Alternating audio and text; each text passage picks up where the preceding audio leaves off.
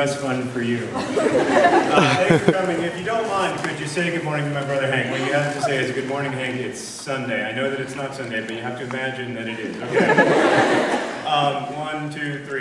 Good morning, Hank, it's Sunday! How about? Thank you. Thanks so much. Thanks for being here. Jeez. Gosh. Okay. Is Daniel Biz here? Hi, Daniel. That's Brotherhood 2.0's resident mathematician, Daniel Biss, without whom it would have been impossible for me to know such facts as that a minute contains 60 seconds. So I'd like to thank him for coming. I'd also like to, is my cousin Lisa here? Okay, that's all right, I'm not mad at her. Is there anyone else I should thank? I saw half of Sister Salmon, I thought, didn't I? Me too.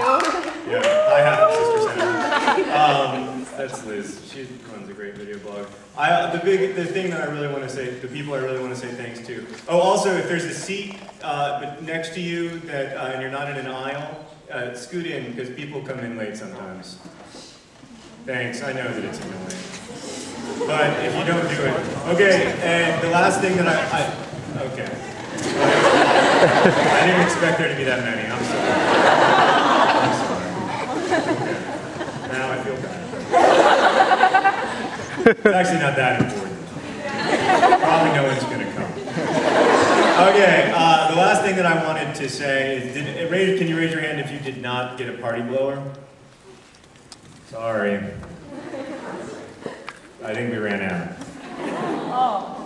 Sorry, 3 people who didn't get a party blower. I have one. You guys can fight over it. I want to explain your party blower.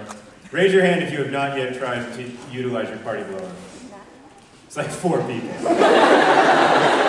Okay. So I always think it's weird that like we do these things together and that you don't get anything for coming, even though it's really nice of you to come, and it means a lot to me. And so I was thinking, as I drove in from Indianapolis yesterday, like, what could I do that would be really cheap, that could show my appreciation in a really inexpensive way? And the answer was party blowers. Some of you may know that my brother Hank, I make video blogs with my brother Hank, if you don't know that, and that's why everyone else is here. My brother Hank once recorded the Tetris theme song using only party blowers. He bought hundreds, literally, of party blowers, and he found the ones that had the perfect tone to play the Tetris theme song. And he played it, and it is an extremely impressive accomplishment, and in fact, it is my ringtone. Here, I'll play it for you. I mean, God knows we have time for this kind of crap.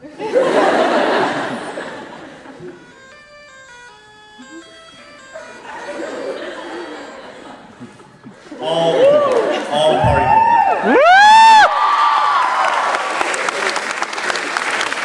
So anyway, I got you a party blower, and then if you unfurl your party blower, you will see that in all likelihood I have signed the unfurling part. Some of you will find that I have not signed the unfurling part. That's because I signed the cardboard part, because if you have for instance, if you have a Cars party blower, it was black and my Sharpie was black, so you wouldn't have been able to see my signature. And if you have one of those annoying Diega party blowers, by the way, sorry about the weird party blowers, but I had to buy all of the party blowers at Kmart last night, so I wasn't able to be picky about my branding. And it turns out for some reason party blowers seem to have a lot to do with like kids television. I don't know why. Anyway, so sorry, that means that this is signed. I was thinking last night, like, what do you call this thing, the unfurling part, and then what do you call this thing? And I decided that this is the blower, and that this, therefore, would be the party. So, in the vast majority of your party blowers, I have signed the party. And I hope that that's a little something. I'm not here to talk about that. I'm here to talk about Walt Whitman and also nerd fighting.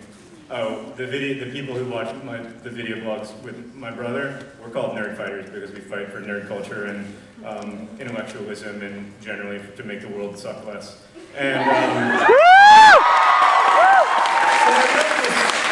wrote this book. One more thing. Can we please thank the Chicago Public Library for making this possible?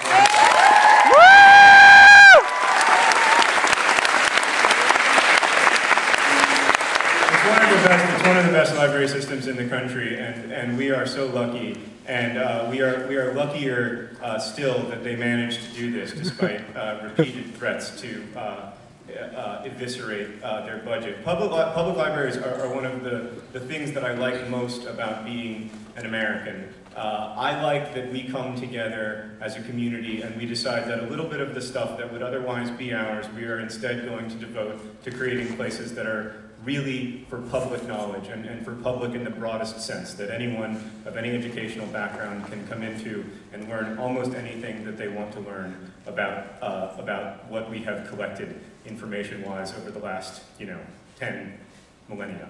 And I really like that, and I'm particularly proud. I lived in Chicago for 6 years, and I'm particularly proud to be here because I know for myself what a great library system it is, until you have overdue books.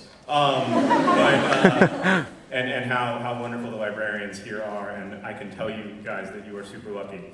So I wrote this book called Paper Towns that came out in October of 2008, and I wrote it because I wanted to write about Walt Whitman, who was an American poet who lived in the 19th century, and he looked about like this. Little crazy looking white guy. And I'm going to read you just a little bit from the 1855 edition of Leaves of Grass, the book of poetry that he worked on his entire life. First poem in that book is generally referred to as Song of Myself, and it begins like this. I celebrate myself, and what I assume, you shall assume, for every atom belonging to me as good belongs to you. It's important to think every atom belonging to me as good belongs to you. I mean, to put that in historical context, to say that every atom in the world belonged equally to every person in the world was a pretty radical idea in 1855 when people were still allowed to own other people, not only allowed to own other goods, but also allowed to own human beings. And this was sort of the initial salvo in this brilliant, beautiful, long poem. And right at the beginning, it's a statement of unity. What Walt Whitman was obsessed with Abraham Lincoln, as we heard in Robin's introduction. Abraham Lincoln was also, there's a great story that's probably not true, like all great stories. There's a great story that Abraham Lincoln saw Walt Whitman walking down the streets of Washington, D.C. and said, now there is a man. It's probably not true, but I hope it is. We don't know that Lincoln read Leaves of Grass, but we do know that Whitman really looked up to Lincoln and thought of him as sort of the ultimate human being, the I in Leaves of Grass. I mean, the I in Song of Myself, the myself in Song of Myself. What he loved about Lincoln was that Lincoln was a unifier, that he saw Lincoln as a person who brought people together, who eliminated the concept, who eliminated the idea that there needed to be a them in order for there to be an us. And this was something that Walt Whitman was interested throughout his life.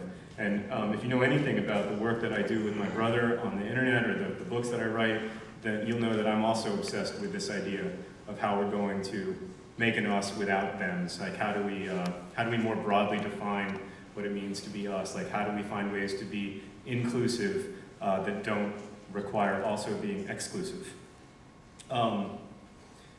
So, the next page of the poem, Whitman writes, clear and sweet is my soul, and clear and sweet is all that is not my soul. Lack one, lacks both, and the unseen is proven by the seen till that becomes unseen and receives proof in its turn. The next page.